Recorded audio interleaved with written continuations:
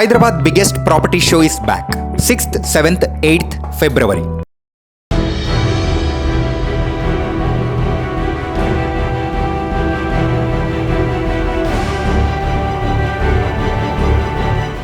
వారం రోజులు కావస్తున్నా ఇప్పటి వరకు కూడా చెల్లపల్లిలో జరిగిన ఆ విషాదం గురించి మిస్టరీ అనేది కూడా వీడలేదు.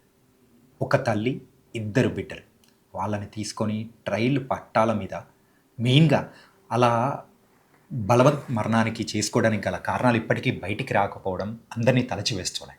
అసలు ఏంటి, వాటి వెనకలు ఉన్న కారణాలు ఏంటి అని చెప్పేసి ఇప్పటికీ అందరూ వెతుకుతున్నారు. సోషల్ మీడియాలో కూడా అసలు ఏం జరిగింది, ఆ తల్లికి అంత కష్టం రావడానికి గల రీజన్ ఏంటి అని చెప్పేసి వెతుకుతూ ఉన్నారు. ఏంటంటే మనం ప్రీవియస్గా మాట్లాడుకున్నాం కదా, ఆవిడకైతే మంచి సాఫ్ట్వేర్ కంపెనీలో జాబ్ ఉంది, డబ్బుల పరంగా ఎలాంటి డోకా లేదు, పిల్లలు హ్యాపీగా చదువుకుంటూ ఉన్నారు, అత్తమామలు, తల్లిదండ్రులు, ఇలా ఎవ్వరి సైడ్ నుంచి కూడా ప్రాబ్లమ్స్ ఏం లేదు. కానీ ఇంతటి పెద్ద డిసిషన్ తీసుకోవడానికి గల రీజన్స్ ఏంటా అని చెప్పేసి మరి వస్తున్నాయి. కాకపోతే ఇప్పటి వరకు అయితే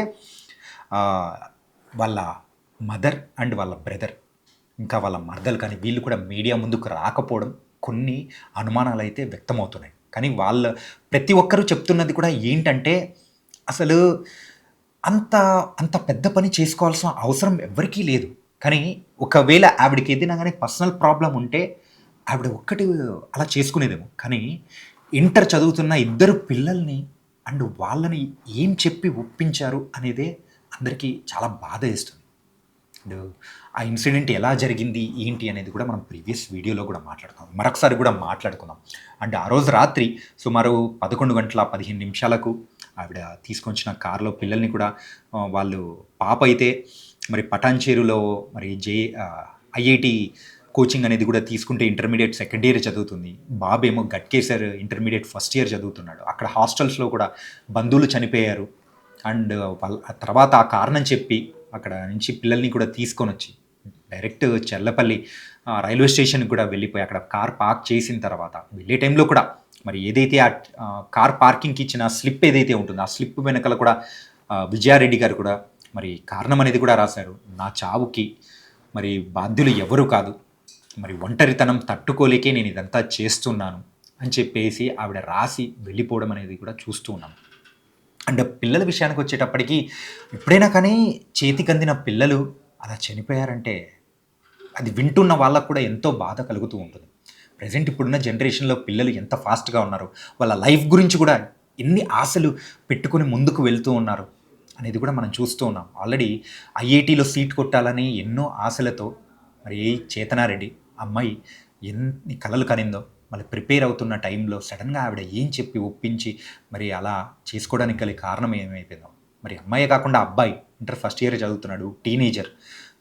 మరి ఆ అబ్బాయికి కూడా ఏం చెప్పారు ఏమో. కానీ ఇలా కారణాలు చెప్పుకుంటూ వెళ్తుంటే ఇది ఒక మిస్టరీగా అలాగే ఉండిపోతుందా అనేది ప్రశ్నలు కూడా బయటకు వస్తున్నాయి. అంటే వాళ్ళ హస్బెండ్ మరి దుబాయ్లో జాబ్ చేస్తుంటారు సురేందర్ రెడ్డి గారు, ఆయన కూడా వచ్చి డబ్బుల పరంగా కానీ అండ్ ఎలాంటి ప్రాబ్లమ్స్ అనేది కూడా లేదు. ఒకవేళ ఒంటరితనం అనేది కూడా ఉంటే నాకు ఏదన్నా షేర్ చేసుకుంటే నేనే వచ్చేసిండేవాడిని, వాళ్ళకంటే నాకు ఎక్కువ ఏం కాదు కదా అని చెప్పేసి కూడా ఆయన అండం అనేది కూడా మనం వింటూ ఉన్నాం. కానీ పిల్లలు కూడా ఎంతో చక్కగా చదువుకుంటూ ఉన్నారు.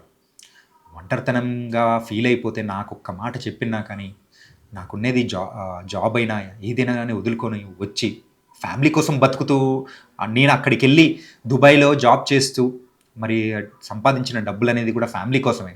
అలాంటిది నాకు ఫ్యామిలీ డబ్బులు ముఖ్యం అంటే ఫ్యామిలీనే ముఖ్యం అనుకొని రిటర్న్ వచ్చేసిండేవాడిని. ఇలా జరగడం అనేది ఆయనను తీవ్ర శోకానికి కూడా గురైపోయేలా చేస్తుంది.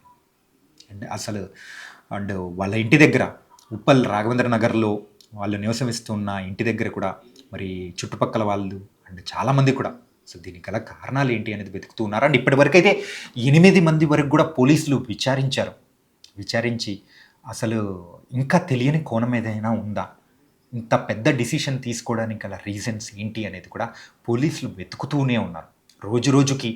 అండ్ సోషల్ మీడియాలో అయినా కానీ న్యూస్లలో అసలు విజయారెడ్డి గారికి కానీ అండ్ వాళ్ళ పిల్లలకు ఇలా ఇంత పెద్ద డిసిషన్ తీసుకోవడానికి గల రీజన్స్ ఏంటి అని చెప్పేసి కారణాల కోసం వెతుకుతూ ఉన్నారు.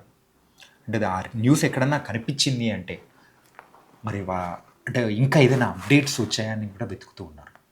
కానీ ఇంతటి డెసిషన్ తీసుకోవాలంటే ఎంత ధైర్యం ఉండాలి? ఎంత బాధొచ్చి ఉంటుంది? ఆ విజయారెడ్డి గారి గుండెల్లో మరి ఎవ్వరూ తీర్చలేని మరి ఆ బాధ ఏంటా అనేది కూడా ఇప్పటి వరకు అర్థం కావట్లేదు. కానీ చూస్తున్న వాళ్ళకు మాత్రం ఒకటే చెప్పుకునేది. ఎంత పెద్ద బాధొచ్చినా కానీ ఖచ్చితంగా దానికంటూ ఒక సొల్యూషన్ అనేది కూడా ఉంటది. ఆ సొల్యూషన్ వెతుక్కోవాలి కానీ ఇలాంటి డెసిషన్ తీసుకోవద్దు అని చెప్పేసి చాలామంది అంటూ ఉన్నారు.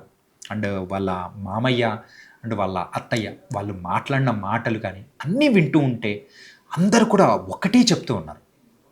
డబ్బుల పరంగా కానీ, ఆనందాల పరంగా కానీ, ఏ పరంగా కానీ ఎలాంటి బాధలు లేవు.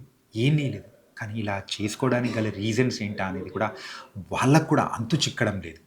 అండ్ మనం ప్రీవియస్‌గా మనం మాట్లాడుకున్నట్టు వాళ్ళ ఆఫీస్‌లో ఆవిడ ఇంతటి పెద్ద డిసిషన్ కానీ బలవన్మరణం తీసుకునే ముందు వాళ్ళ ఆఫీస్‌లో ఉన్న ఇద్దరు వ్యక్తులతో మాట్లాడినప్పుడు వాళ్ళతో ఏం మాట్లాడారు?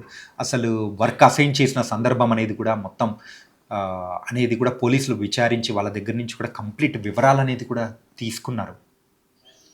ఇలా చూస్తూ ఉంటే మాత్రం నిజంగా చాలా బాధ కలిగిస్తూ ఉంటాయి. చెప్తూ ఉన్న నాకెంత బాధ కలుగుతూ ఉందంటే, అది చూసిన వాళ్ళు కానీ, ఆ చుట్టుపక్కల బంధువులు కానీ, వాళ్ళకి తెలిసిన వాళ్ళు కానీ, ఇంకెంత బాధపడుతూ ఉంటారో చెప్పడం మాత్రం వర్ణనాతీతం. అండ్ ఇంకా చెప్పుకుంటూ పోతే, ఇలా చేసుకోకూడదు అండ్ ఇలా జరగకూడదు అనే ప్రతి ఒక్కరు కోరుకుంటూ ఉన్నారు.